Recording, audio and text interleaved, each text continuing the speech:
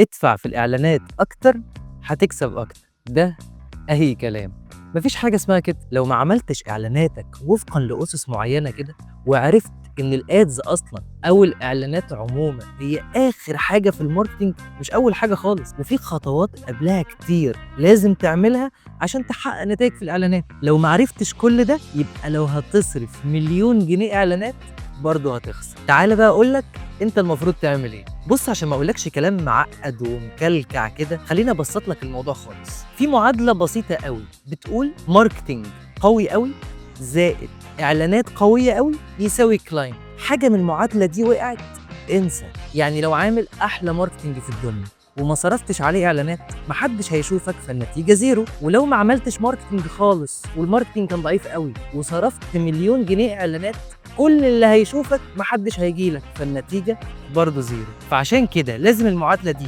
تكتمل علشان في الآخر يساوي نتايج وتحقق مبيعات أيًا كان مجالك إيه. استناني بقى الفيديو الجاي عشان أقول لك الماركتينج بتاعك المفروض يبقى عامل إزاي، وإيه الخطوات اللي تمشي عليها عشان لما تعمل إعلاناتك تحقق أقوى مبيعات.